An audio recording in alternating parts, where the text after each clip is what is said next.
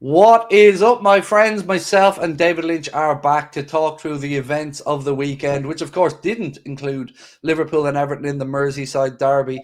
Well, David, welcome in again. And obviously, we didn't play this weekend, but I want to know, do you think that postponement ultimately will be a good or a bad thing for Arne Slot?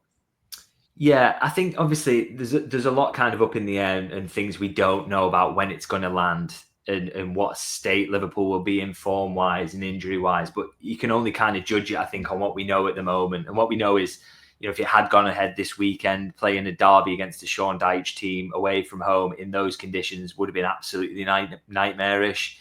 Set pieces, long balls, all that. So glad to have avoided that. They know that they were missing Alexis McAllister through suspension, all the injuries that they've got at the moment, and a couple of them have already come back in the few days since. So that's already a big boost, and so I just think there's a few things really, and also Everton, of course, had won the last game 4-0. They don't do that very often. So they were coming into it in a bit of form, and Liverpool had that minor setback against Newcastle. So I just think, I don't think it's the worst thing in the world, and allows them time to get players back. And the only thing you hope now is whenever it does land, Liverpool are in better shape and they don't pick up any more injuries.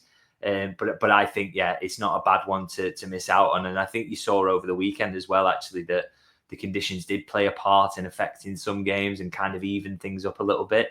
So if Liverpool can go to Everton in kind of a calmer situation weather-wise, then that will probably be helpful.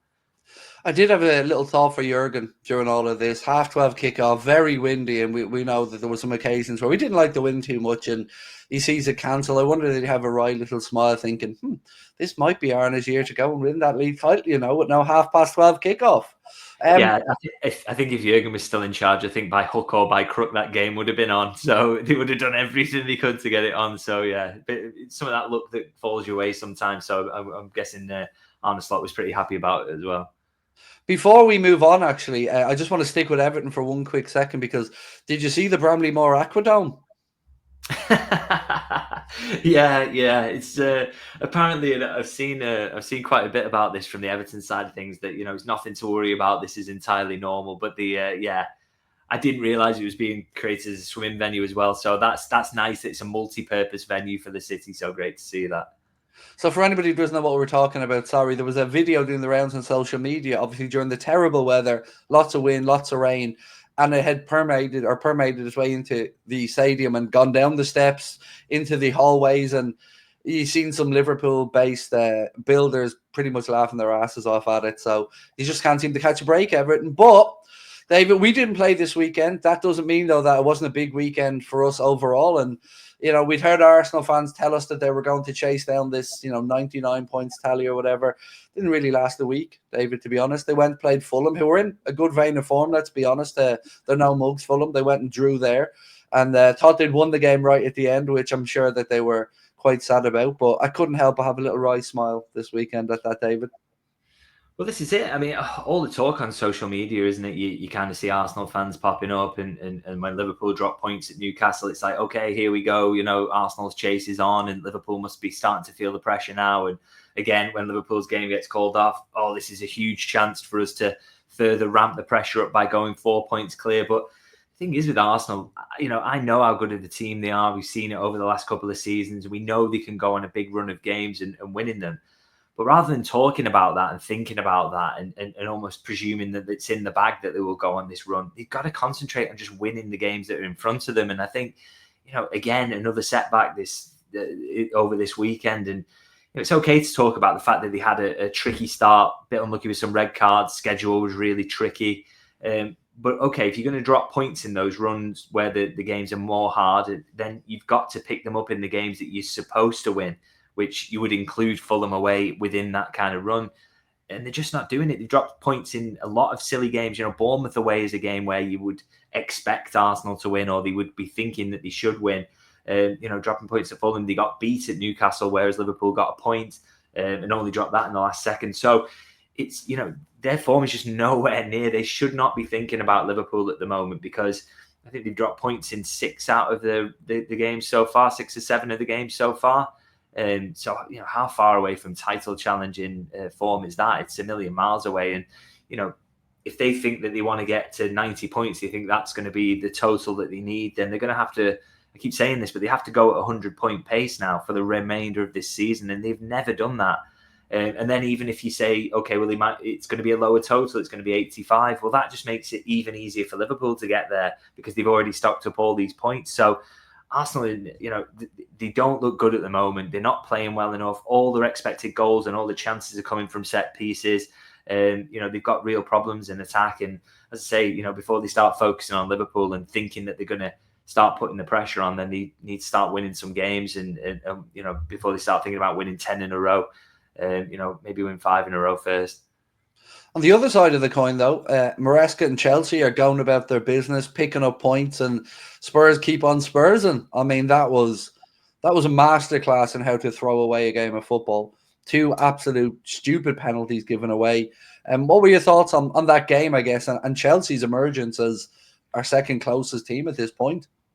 Yeah, so I thought, it kind of watched the game back this morning, actually, and saw it was kind of a more even game than it's given credit for, really, in terms of, Tottenham have as many good chances as Chelsea. And the difference between the sides is the 2 insane decisions around the penalties, really. So that, to me, kind of shows, it shows all Tottenham's frailties, and we all know about those. But I also think it shows that I just don't think Chelsea are going to be in title contention this season.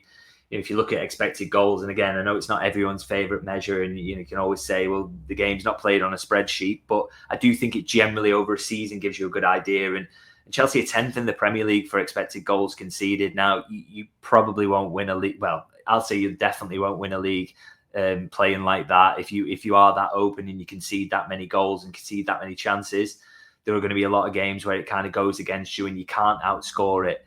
So I think they're fantastic team, and I think top 4 would be a great result for them, by the way. Don't get me wrong on that one, but I just think defensively they've got too many frailties there to really consider them a threat to Liverpool.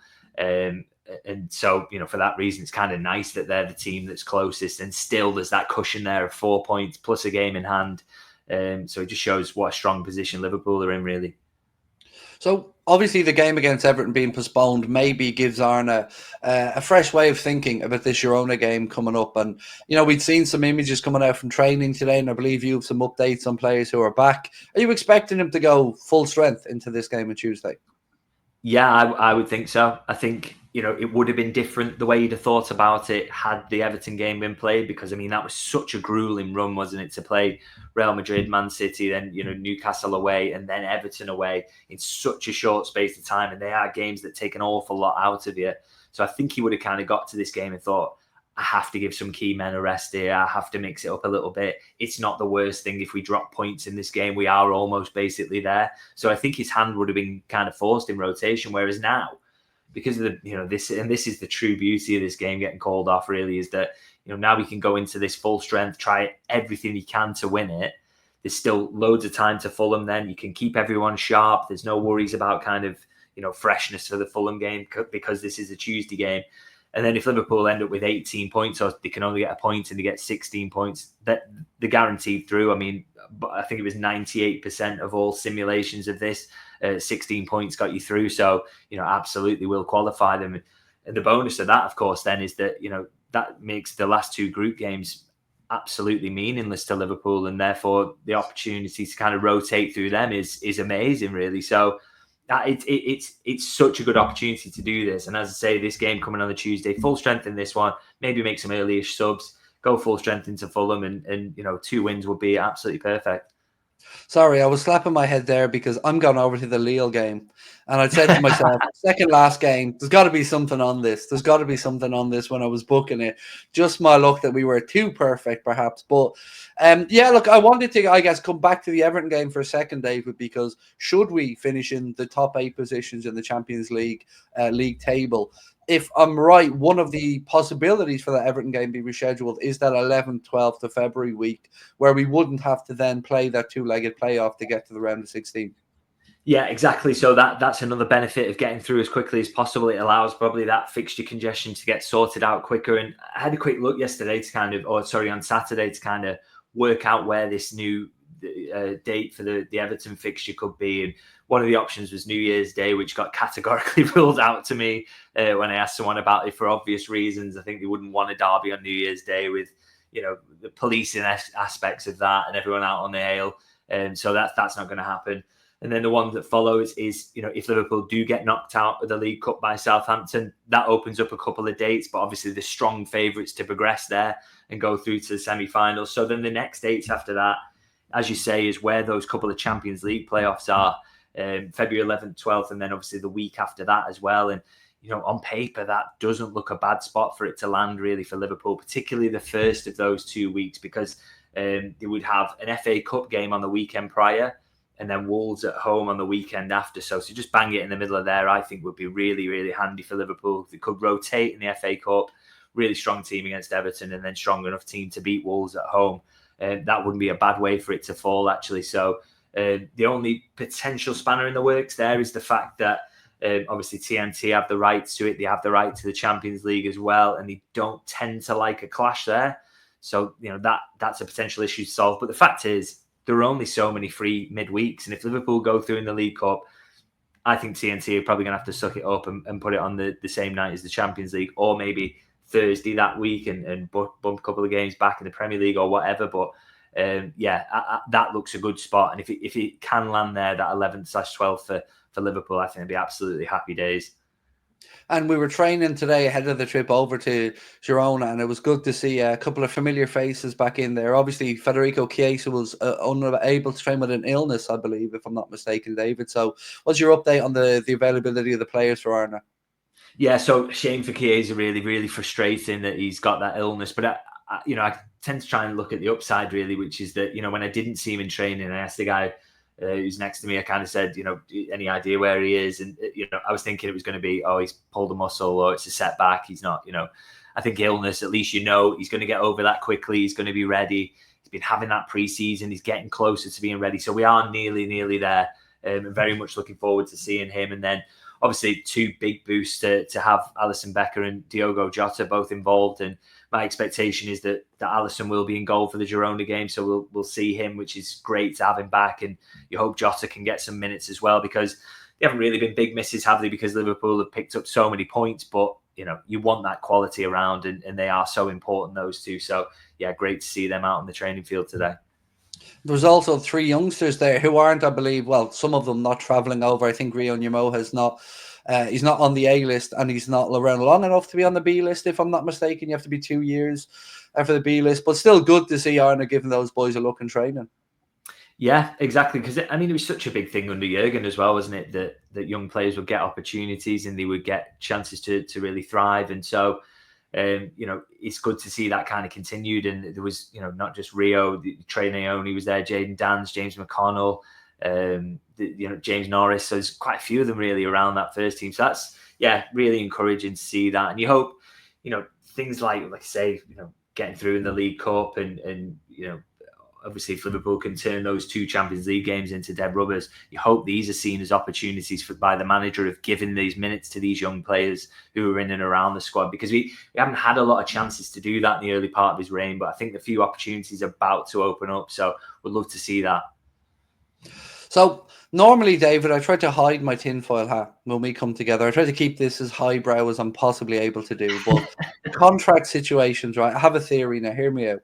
So Mohamed Salah posted his little cryptic photo. And of course, us wearing our tinfoil hats started to figure out, what's Mo doing here? Is he teasing us? And I've come to this conclusion. 2 books for 2 years. The white smoke is like the Pope being elected in the Vatican. And it's just his little way of saying, yes, lads, it's all calm, relax. We're getting there. I get that that's a stretch, and I'm laughing at myself, so you don't need to do it for me. But any updates on those 2? Because the language certainly around Mohamed Salah and Virgil seems to be more optimistic over the last week.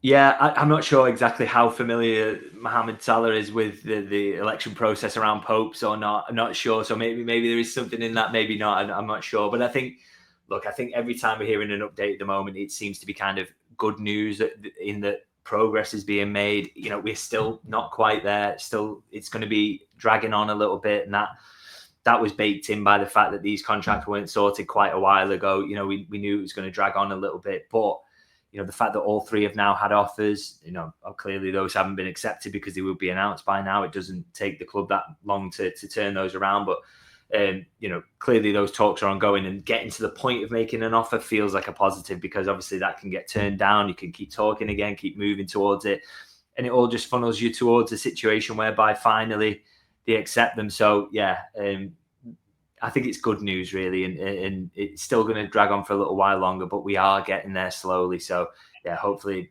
good news that's full news about these contracts being done is not too far away. I would absolutely have no doubt that Mohamed Salah is a man of the world and would know all about the election process. Yeah, right. I'd like to, he's a well-read man, David. We see this. He's at book fairs speaking about the importance of reading. Whatever they're at, they know what they're doing. They definitely do know what they're doing, posting these little posts. And look, it's part of the dance. I like it. On Trent, there's some language being used, let's say, from Melissa Reddy around the speaking about Real Madrid language. About Trent and Ballon d'Ors and stuff like that. Have we any positive updates on that side? I know all three have had an offer now, as you've said, and David Ornstein wrote about it in The Athletic, but just this is the one for me that I'm most nervous about, the Trent one. So I'm wondering if you got any insights on that. I think the thing is, and I totally get why Melissa kind of couched it in a report, really, is that threat is just there, isn't it, of Real Madrid? This isn't the case that he's come into Liverpool and said, I want to go there, because there would be no contract talks ongoing at the moment. It would be over, and everyone would be sitting tight till he goes to Spain in the summer. It'd be as simple as that. But the thing is, it's always got to be it's hanging over it, in the sense that it may not be the case of Trent saying, I absolutely want to leave and go to Real Madrid on a free transfer. But it's a really useful tool in the contract negotiations, isn't it? That you can say, well, at any point you don't give me kind of what's appropriate, then, I could just go there. They do want me. They've made no secret of it. They'd offer me this wage.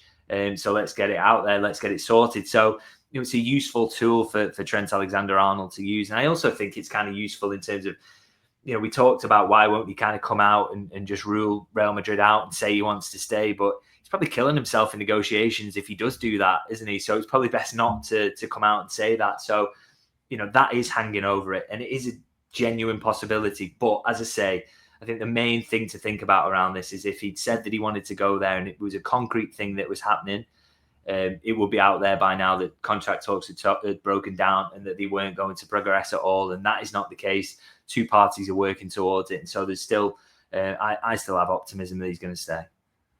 So two other names that have been mentioned as being ones Liverpool are potentially looking at renewing are Luis Diaz and Ibrahima Konate. And I just wondered, had you heard anything about those two? Yeah, Konate's not a million miles off by all accounts. Kind of understand that, that is quite close to getting done. Don't think that's as difficult as any of the others. So, I wouldn't be kind of surprised. And I always say about they get announced completely out of the blue, that kind of popped up very, very soon, really. That seemed to be, the last I checked, kind of progressing quite well. So hoping for good news on that one soon. And Luis Diaz, I think if that is anywhere, that's in very, very early days. I haven't really heard any progress on that. There were no talks ongoing regarding that over the summer. And I think you could kind of see from some of the stories that were coming out from his side of things that there was a genuine desire to get a new contract, because he's on a relatively low wage compared to some of the players, certainly at that top end of the pitch. So I'm sure he would absolutely love a contract, but I haven't heard anything in terms of progress on that. So we're just over 3 weeks now away from the January window opening. I wondered, had you heard any more on potential midfield targets or maybe other areas that Arne Slot is looking to assess over this window? Unfortunately not. Very, very quiet at the moment. I do always think and say that, midfield looks an area to me that there's possibilities there. Still, we've so rarely seen Endo, and Liverpool just look short of a body there, don't they? So I would really like to see them do it, but in terms of names, very, very quiet at the moment. But that is kind of always the way as well. There are players we haven't thought of that will just pop up onto the radar, and then they will become the target. But it's kind of quiet at the moment, and I'm kind of losing any faith that Zubamendi's going to make that U-turn and say he wants to go in January. I just wonder whether with him it's going to be end of the season, and that then it gives Liverpool a decision to make in terms of whether they wait or not. Yeah, that one on Zubamendi is going to be interesting, because I'm keeping an eye on what's happening in Leverkusen as well with Alonso. And if he goes to Madrid and he wants to bring Zubamendi there and they find a buyer for Tchouaméni as an example, and all these things align, which is a difficult process, by the way, to get all these planets to align. we'll have to wait and see. But it'll certainly be, I think, more difficult process in the summer if Liverpool are to try to do it. Keeping with the January window for a second, looking with outgoings. Any expectation there that maybe Liverpool could move some of the younger players on loan, or perhaps try to sell a first team player maybe?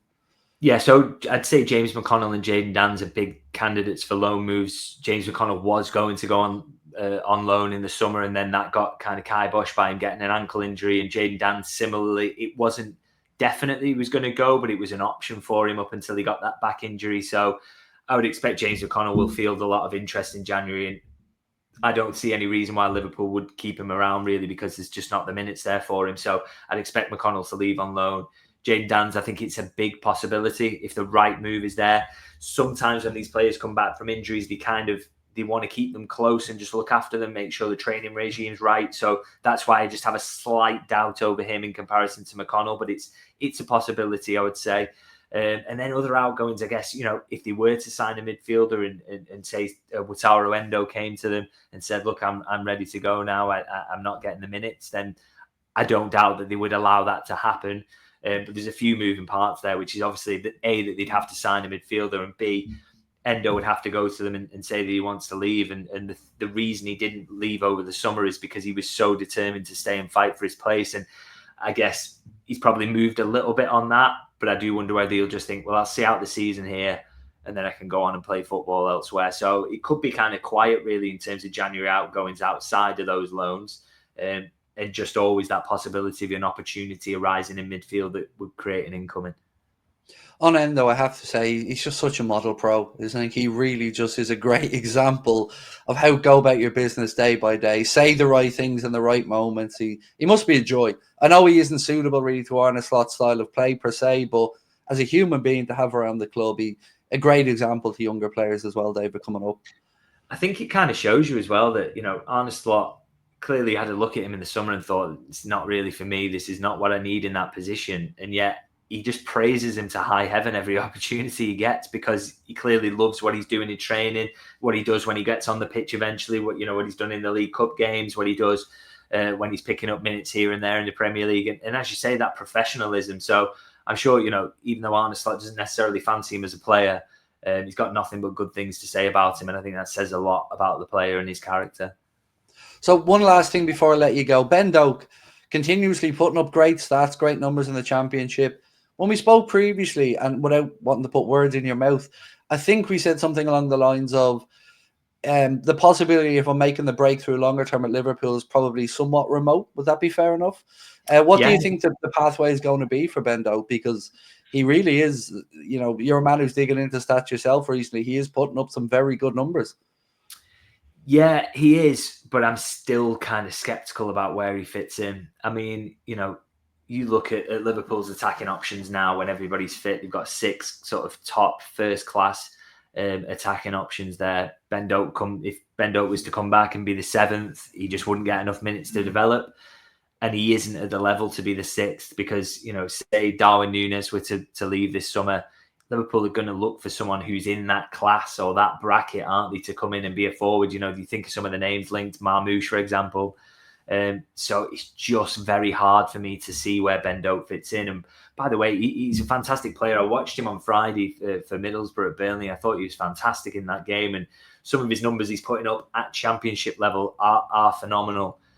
But obviously what Liverpool need is 6 players who are full internationals, top class players. I say full internationals, he obviously is, but, playing at a higher level than he is at the moment. And they probably can't give him enough room to keep developing to where he needs to be a Liverpool player. He probably has to do that elsewhere. So I still think the likeliest outcome is that he comes back in the summer and is sold. But I mean, he still could have a phenomenal career and he can reach Liverpool level eventually. I just don't think they have the space and the time to help him do it. Well, David, as always, before we let you go, just want to ask what you've got coming up, any pieces you're working on Substack this week or anything for the YouTube channel? Yes, it's all kind of all around Girona now, post that and then build up to Fulham. So if you want to check it out, obviously you know where to find me on YouTube and Substack. As always, a pleasure to be chatting with David. Thank you to you guys for watching as well. Feel free to let us know your thoughts in the comment section. Drop a like if you've enjoyed it and we will talk to you soon. Thank you for watching. Bye-bye.